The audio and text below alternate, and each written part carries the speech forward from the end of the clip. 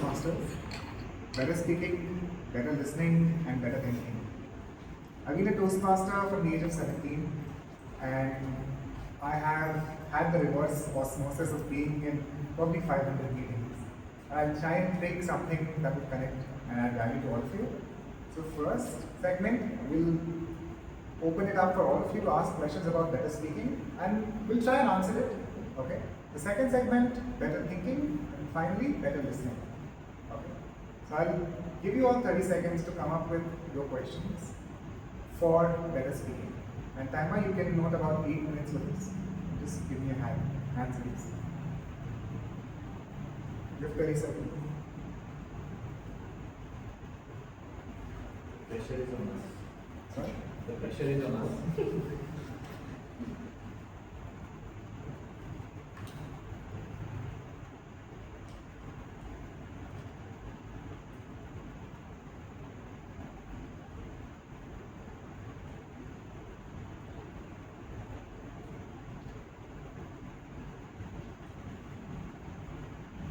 Last 5 seconds. Yeah. Is that a hand raise or is that like? I wanted to ask. Okay. I see one. Anybody else over here? Okay. It's backwards. Yes. What's your name? Shrikar. Shrikar. Yeah. So I wanted to ask you, as a speaker, you tend to get used to the style of your speeches. So over time, how do you break that mold of I am this kind of a speaker? I am a conversational style speaker. Do things like this. We have a speech ready, but then you decide, you know what, let's try something more. But then, so, Shrikar. Okay. Shrikar, keep attempting new formats. I see, like in my club, there are speakers who pretty much, when they come on table talking session, they talk about their lives, they joke around it, or they talk about their work. Like I was, for a long time at Bangalore Toastmasters Club, I would show up and talk about my work.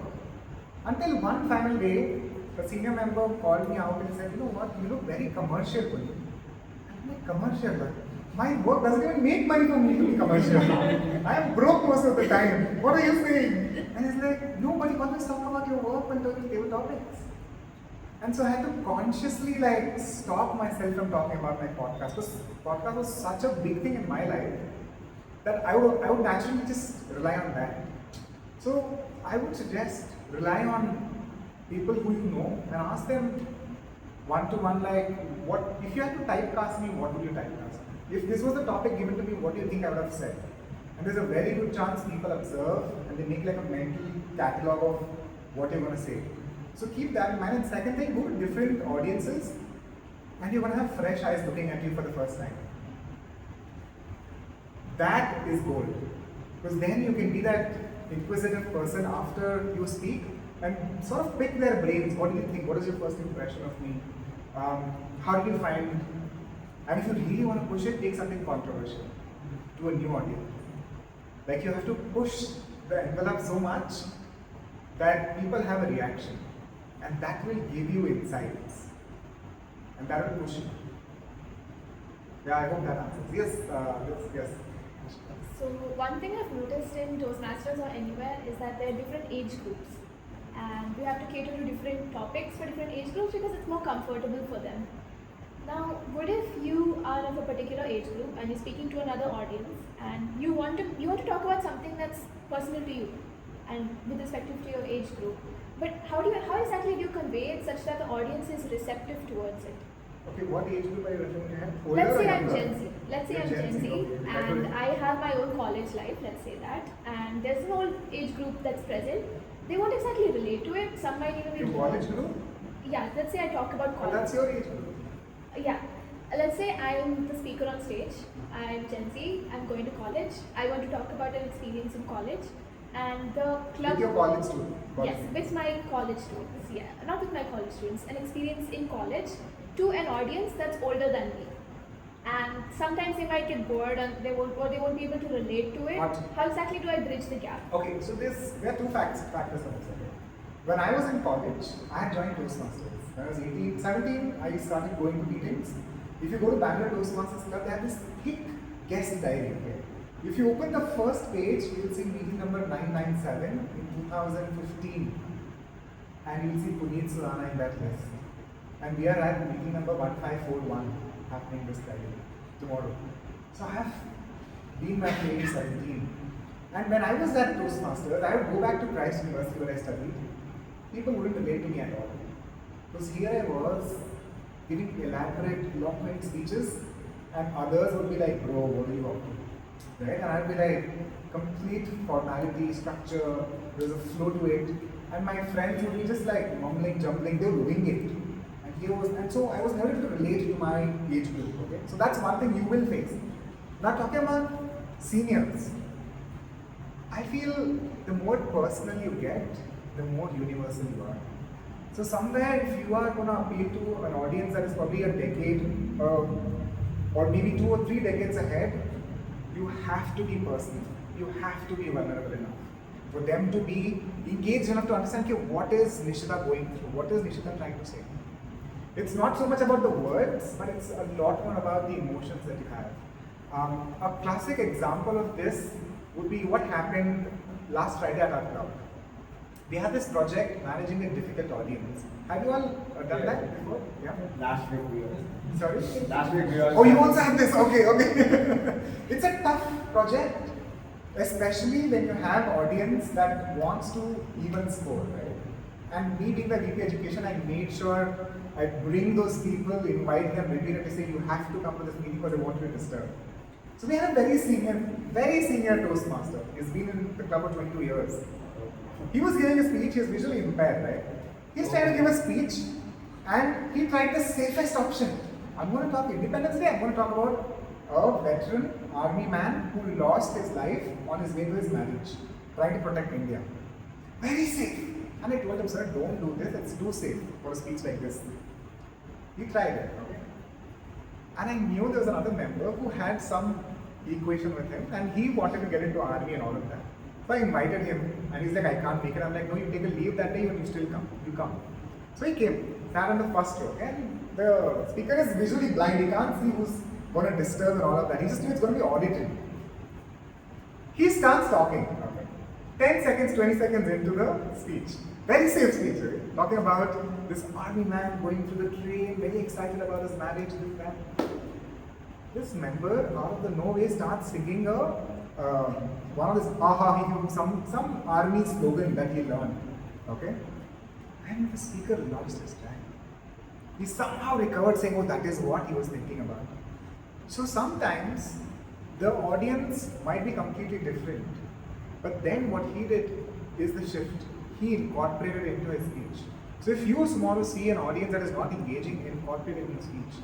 For example, the Gen Z audience talking to 60-year-olds, you say, I know you're not interested. I can see it on your face. But you know, it's hard for me, but I have to share this. And that's what he did as well. After the second disturbance, third disturbance, he was like, you have to respect our country. You have to respect our soldiers. So I need you to calm down. It's a different thing, the member didn't calm down. Because he had come with an agenda in mind. But you understand, you rope them in. If it's a younger audience, what would you do if it's a younger audience, now that I think about it? Let's say you are in your 40s and you're trying to reflect to somebody who's in their early teens, mid 20s, you probably have to simplify them. Where you come to their level and you make things easy. I'll give you the same example. After that project, there was another young girl whose name was Shreya. So she also attended the same project on the same day. She's 19 years old. And she is afraid because she has her age group guys ganged up around her. Okay? Same circle. But then, what she did was very interesting. She brought her entire speech down to the audience's level. They did disturb her, but then she was able to laugh at her. She was able to make fun of herself. She was able to bring herself at the audience's level. So maybe you have to make fun of yourself. You have to be like, I'm not so serious, I'm not so hoity-toity. Like, I'm just the person here to share what I have to say. So make fun about yourself. Tell tell things that show that you are vulnerable. I think the more personal you are, the more universal your speech will be. If the audiences are different, just tweak it a bit up and down. I hope that answers its unbended question. Is this, I'll come to you. Yes? When our minds think too much, speakers deliver. Say that again? When our mind thinks too much, when our speakers delivers their speech, how to bring our whole attention To the speaker? to the speaker? Or when your mind gets distracted? Yeah, distracted. That's actually a big thing. When you say your mind gets distracted when a speaker is thinking, that usually happens. That is why when you are writing the speech, you make sure you repeat your same point again and again and again. I'm telling from the speaker's point, I'll come back to you as an audience. There's a reason why we remember songs. And if you have ever played Antakshari of late, I will tell you, I was going on a trip from Gujarat. There's a deer forest from there to airport. We were doing Antakshari on all the way, right? Like I think 3 hours drive. And there's a mixed age group. 20s, 30s. I was probably the youngest there. We sang songs of 90s and early 2000s. There was no song from 2010 onwards. Can you believe it? We came to a point where we started singing Kyunki Saas Bhi Kabhi Bahu Thi song because we ran out of songs. And I was thinking, what happened? There's no Honey Singh song, there's no Bacha song. We're singing like Kumar Sanu now, those kind of people songs. And I'm like, they understood something that modern singers don't understand and modern speakers don't understand. Look, Mohammed Rafi would repeat that same line 10 times in a 5 minute song. That is exactly why I remember those 4 lines. Those mukras or those, what's it called? The same thing that repeats again and again. Chorus. Chorus is what people sing from the back, right? The key component. Okay, so chorus. So in your speech, you have general purpose, you have specific purpose, you repeat that specific purpose again and again, intentionally knowing that the audience will get distracted. Look, I'll be honest with you. Public speaking is dead for all practical purposes. When was the last time you faced an audience in your office? In your school, you have a manufactured audience. Okay? If you give a choice to your classmates saying, you know what, listen to me if you want to, or else you can walk out, and you can actually walk out because you're in the same age group and not a teacher where there's an authority, they'll walk out. Or they'll be on their phones. So public speaking for all practical purposes is dead.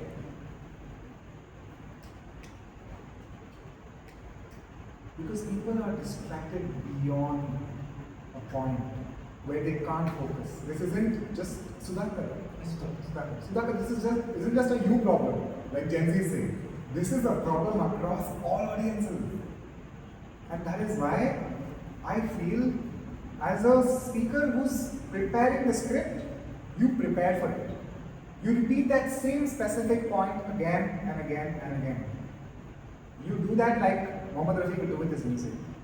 Like any singer would understand that, you know what, this is what the audience will remember. This is what the audience will sing 10 years, 20 years down the line. You plan for it. You prepare for it. And when that portion in your speech comes, you deliver it with intensity. Because you know that is what you want to drive home in your entire speech. The rest is all decoration. So that is what I would suggest to you. Plan for it.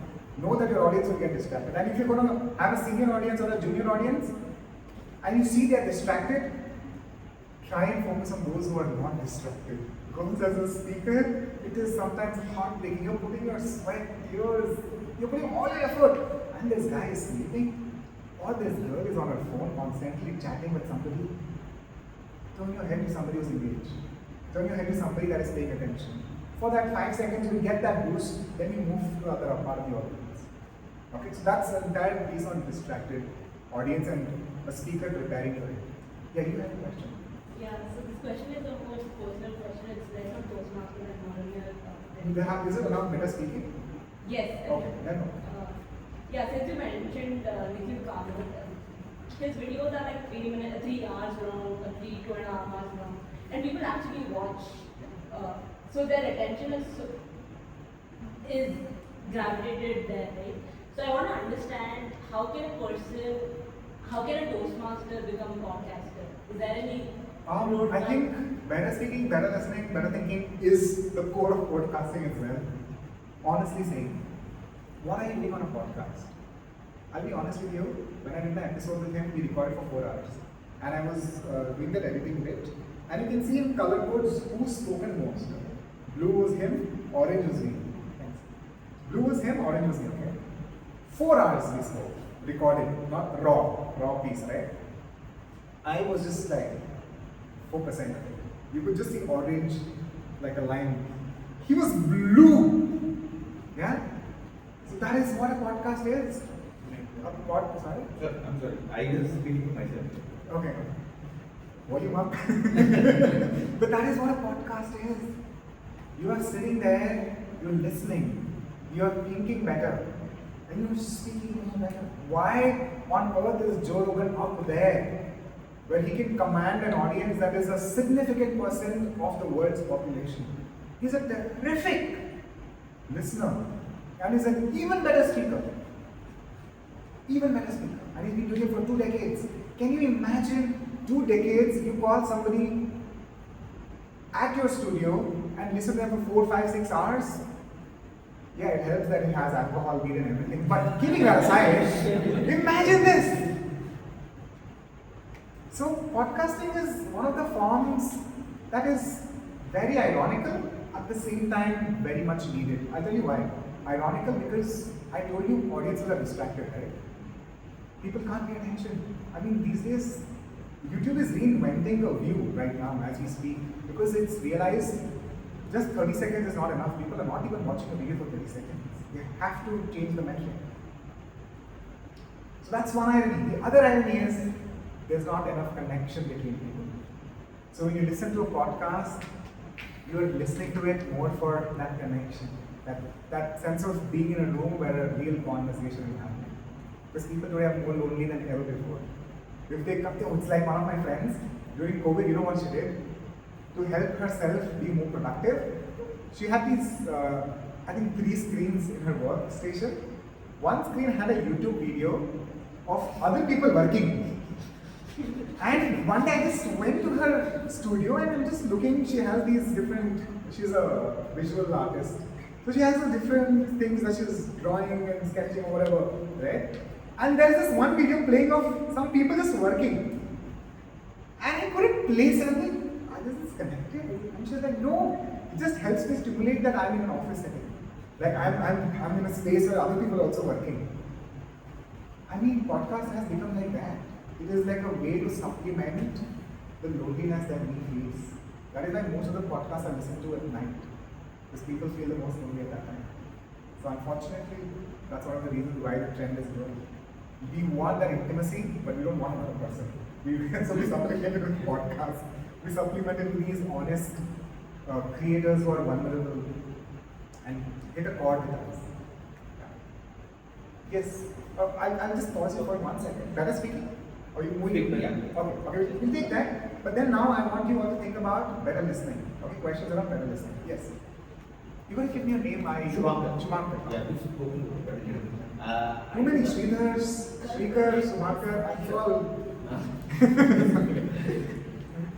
As a speaker, when you are a Toastmaster, how do you judge that you are getting better at speaking outside of Toastmaster? Because a lot of feedback that we get is for whatever purpose, sugar coated. Oh, yeah.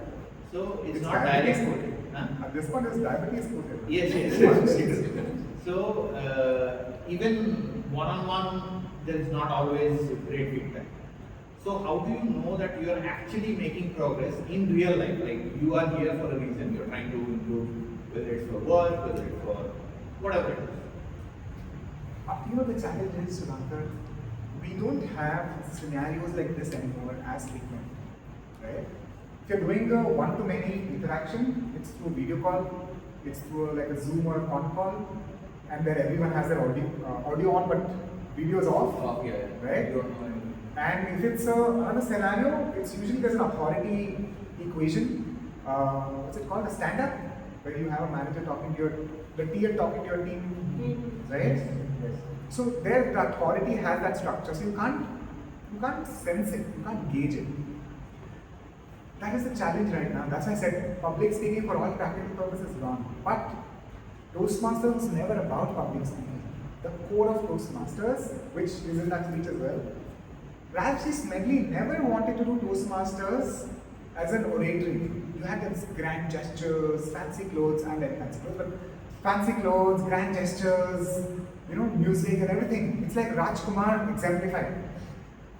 That was not what Ralph C. Smedley wanted. That was already a program running in YMCA. What he did instead, that actually hit a chord, was he wanted amplified speaking, which meant if a lawyer is talking to a businessman, there's a connection, there's a sort of to and fro, there's a language that's not glorified, that's not colorful.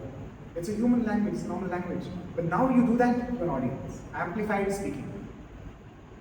It's like a student talking to probably a grandfather, right? And now you're talking in that same tone, same content, but for a larger audience. I would suggest if you are a speaker at Toastmasters and you know the structure, you know what is the sandwich method, everything, what you need to really look for, Shubhankar Roy is is. easy. Sorry? Roy is easier. Roy is easy, okay. So Roy, I would say when you are talking to somebody else, maybe one-to-one, one-to-many, look at the easiest, lowest hanging fruit. Are they reaching for the phone?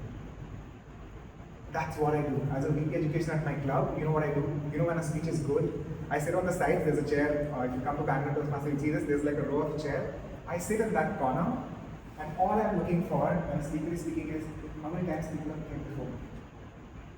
Because we're so habituated. It was a slap on my face a few months back when I got that screen time thing saying you picked up WhatsApp 182 times a day. That was my average. If you're able to engage a person, and don't take it personally because people are just habituated to it, but you understand that gap.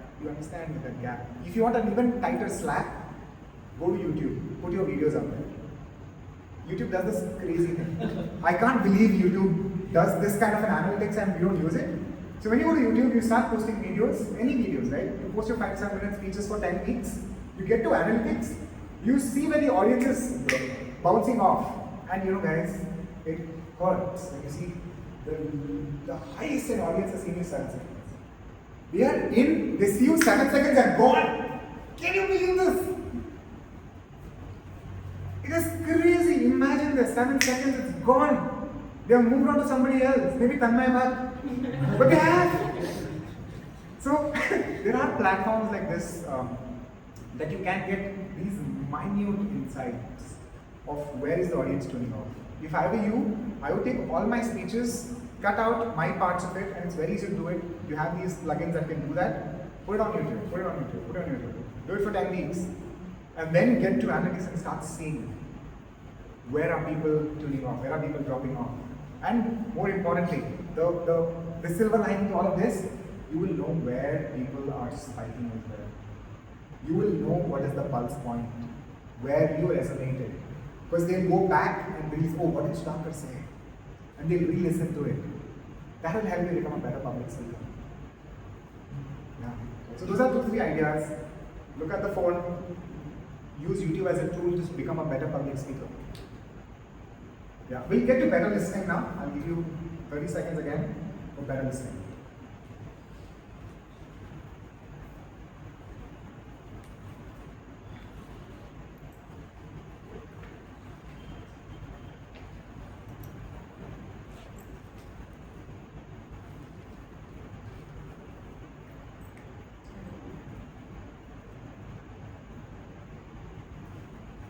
And don't chat GPT this. Thanks. Yes.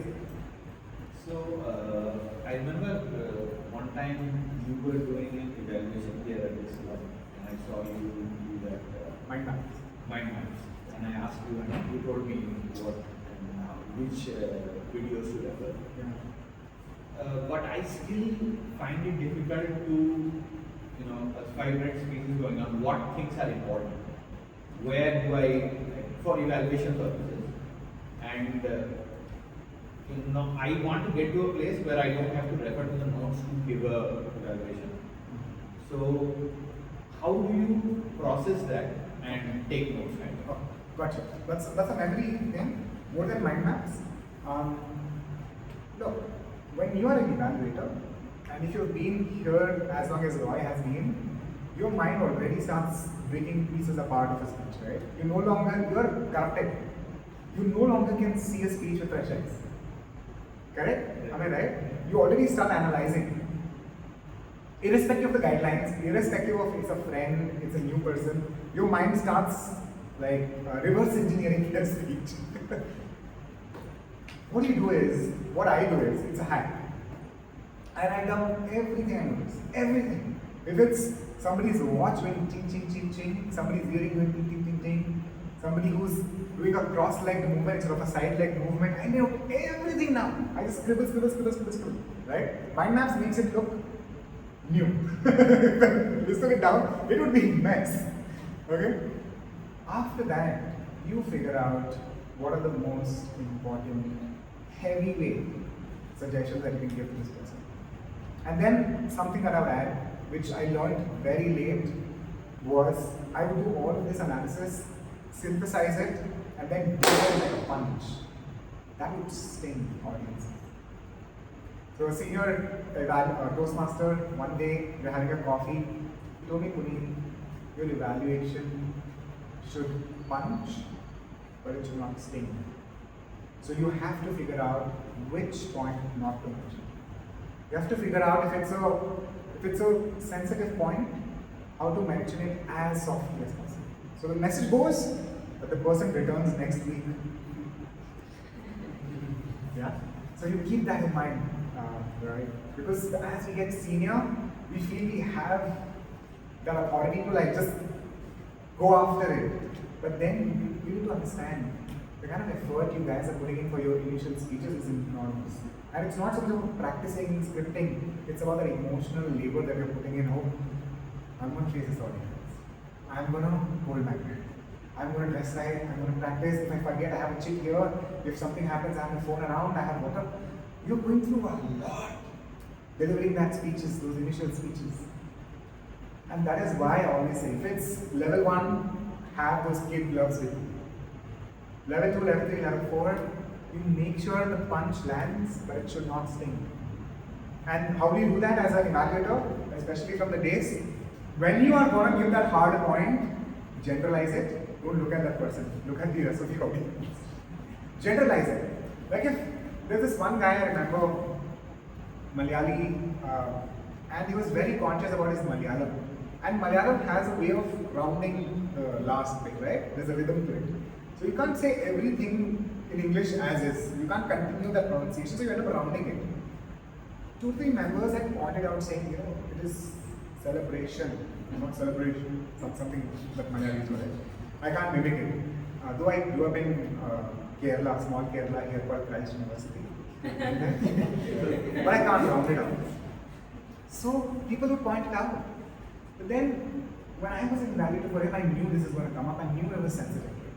All I did was I told him, without looking at him, you have this challenge. Just if you can pause and then say a long words, that will help. And if you can't do that, embrace your Malayaliness. Be the proper Malu who's people. Just embrace the fact that you have an accent. And be okay with it and then speak English like you can. People will be okay with that. But don't be in that middle ground, that no man's land where I'm trying to be this English-speaking, eloquent, smooth, sway person when I'm actually from Trivandrum and I'm coming up this.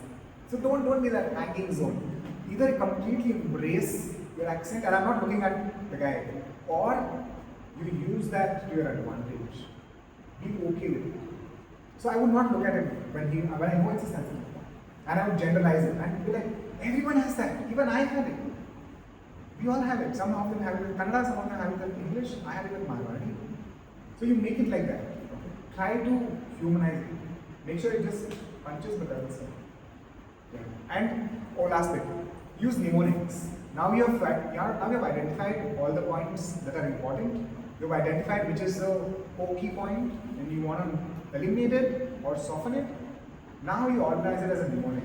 Mnemonic is very simple, like ILY means I love you, right? So you pick 3-4 letters like this. 3 good things, 1 bad thing, 3 things that went well, 1 thing that can be well. You make a mnemonic like that and deliver it. So that way it becomes easy for you to organize. 30 seconds, 30 seconds, 30 seconds, 1 minute. Then somebody becomes just the 4 letters and just the words, and you're done. So I use mnemonics a lot, and that just works because not only does the speaker remember, the audience also remembers. Yeah, I would do that. Somebody else had a question. I don't get any questions from this side. The role takers are fully busy. Okay. Any questions? Oh yeah, okay. Time's up. Okay.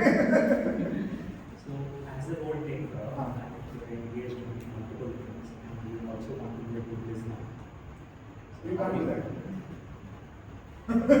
What's the recording? That's the beauty of a role and the person. That you're so tuned in to this one channel called timer role that you can't focus on the entire spectrum. So, go for the recording. That's why I always recommend record the meeting. That's like game tape. That's like a Sachin Tendulkar watching and rewatching his batting stance. Record it and then rewatch it.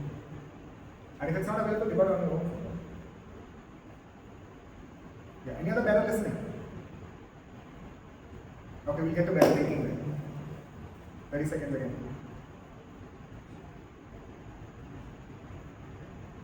Better thinking. How you can think better in table topics, on your feet, impromptu, better thinking.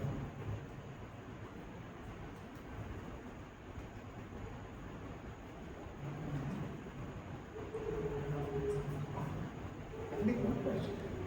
For better. Okay, I think it's Rakesh. Yeah. I got asked. Oh, yo. You take it off there. The Toastmaster face is to fate. So, no, everyone will encourage you. Okay. But we will be very calm and cool, and we don't mind if someone thinks about us. So, opinion we do not bother about. But when you go to the actual world where you work, you have to prove that you are perfect.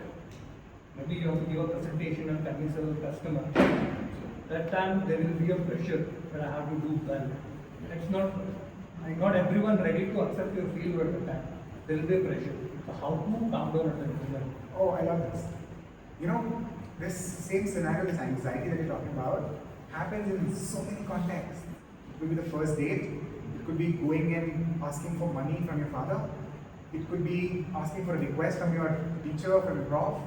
It could be in so many scenarios. This anxiety is always there. There's this tension in the air, right? Okay, in an office setting, I'll tell you, I don't go to corporate office, so I do not know, but I am in a high stress scenario a lot. The best way to calm yourself down is your breath. Get in touch with your breath. Breathe. When we are anxious, we end up holding our breath. Just breathe. I like how some of your conscious of your breath right now, including me. But just breathe. That's the best thing that you can do. And if you wanna be bold enough and push it forward, tell the person, I'm nervous. Tell the audience, I'm a little unprepared. Just be honest. And that is gonna help you. I can't tell you how many times I have had some of the biggest guests on my show. And you know, I couldn't sleep the whole night because I'm worried. And so I would call my friends at 2 a.m., 3 a.m., and they had slots. They would talk to me until 6 o'clock. Because I was so anxious. What am I going to ask? What if this fails? What if the battery runs out? What if the secretary comes? What if this person ends up smoking up on my show? Then all that happened. I was so anxious. I would call people. Can you believe this? Having a friend, you know he's going to call you at 3 a.m. because there's a big interview next day. And you have to stay up and then you have to go to your work. So I was the guy. And I do all of that. And when I would go to the high stakes, and I just cut to cut, right? These people are busy people. They were very high stakes. You got to get things right. You can't have like, oh, yeah, give me 5 minutes. Then you're losing 5 minutes in the whole piece. Some of the best times that I would work it out is, I'd be like, I'm a little nervous. I've always looked up to you. I've looked at you from screen, billboards. Now you're in front of me. And you know, most of the times what they have told me, that I am also nervous. Because podcast is new for me, because it's a camera looking in my face. I don't know if something will be out of context, taken out. We all are like that. You think you have pressure, your boss has even more pressure. Correct? Your prof has even more pressure, your father has even more pressure. Sometimes just admit, you know, I'm nervous. Yeah. Is there a question? Yeah, that Is it a follow-up? Yeah, Okay, then I can take it and so, you know, like, when there is a operative imbalance between, let's suppose I'm going to pitch in for a company, or I'm basically asking them for money, right? Yeah, as soon as I walk up on stage and if I feel like I'm quite nervous, that's kind of a bad thing, right? I disagree. You know, if you see Shark Tank, one of the ones that I remember the most is the guy that cried on the stage, right? The one who did those shoes. He wept on the stage. I mean, how much more awkward can it be when you are a fully grown man with kids watching, you know, and you're crying in the set. And you know it's going to be telecasted because it's good for TRP. Right? Can you believe this? So, if you're going to go raise funds, if you're going to go ask a pretty girl for a date, if you're going to go to your boss and say something that is important and urgent and needs to be said, but nobody's saying, you've got to breathe. And you've got to go up to that person and say, I'm not sure, or I don't know. That is so hard to say. Like, I don't know, sir, what to do. अरे यार हम इंसान ही हैं, we are humans, we can't be perfect. And I can tell you so many times, you just have one present person to pitch. That person has 100 crores in his bank, and I've been around DC ecosystems, so I understand this. He has 100 crores in his bank. He knows he has 7 years. Every day the clock is ticking. 7 years ke baad somebody will come and say how much he grow it with. He has 100 mails coming in his email every day. He has so many people he has to maintain the relationship, and he has to say no. He has all of that thing going on in his head, and he's sitting in front of you and listening to you. And at that time, if you say, sir, I'm nervous, I think that's the best way you connect as a human. Rather than a transaction, you say, sir, I'm worried, this is my first time I'm pitching. They will give you a leeway, they will give you a little buffer. They will be nice to you, nicer to you. Because you are human to them. You weren't transactional. I would do that. And that I would do that from the stage as well if I'm nervous, if I'm not. Like I did today. I was like, guys, I have a speech prepared, but I'm going to do something bold. That was me being honest with all of you. Right? So you guys can do this. Don't take so much. इतना load मत लो बोलते हैं ना. इतना load नहीं लेंगे. Just be honest and say, sir, I'm a little worried. I've prepared. I've done all my work, but I'm just nervous because I'm nervous. Yeah. Well, I'll give you one last example. I'll end with this. So there's a Miss India Femina Miss India, that I was the point of contact for an event. So I was the one who was supposed to take her around, and she's beautiful. She's beautiful. And I was nervous. So the entire day, I was only talking transactional with her. Like, ma'am, this is the script, ma'am, you have to go there, ma'am, you have to do this, you have to do that. After the event got over, we went for a party. We went to Bombay, Kormunda, second floor. And we all are dancing, and I know she's a Dante dancer. Okay? And I know this person dances, she's into yoga, very fit. But because she's so pretty, because she's a Miss India, nobody is talking to her, she's on the side. And all I did was go up to say, you know what, I'm nervous, but I do know time.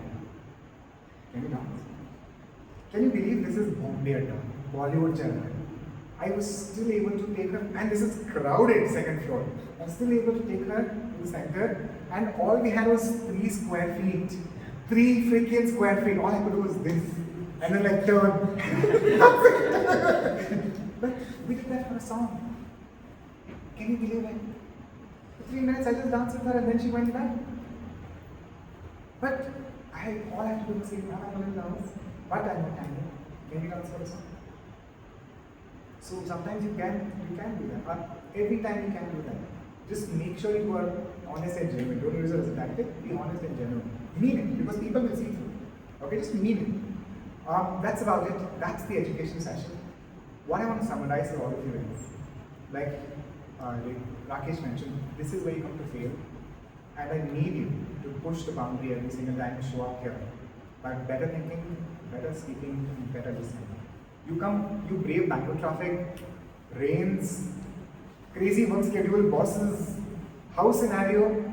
You come here to listen for 2 hours, so you can speak for 2 minutes at least. Make sure you do that. Okay? Meeting after meeting, if nothing happens, I'm the best example, there will be reverse osmosis. You will learn and people will notice it, that you are learning and you're growing. People will notice you become more a smoother person in speaking, in evaluation, in giving hard conversations. People will notice that. There will be a reverse osmosis. Trust the process of Toastmasters. It's been around for 103 years. Officially, unofficially 124 years, it works. Just show up and be that person that comes here and improves their listening, their speaking, and their thinking. That's my time. Thank you.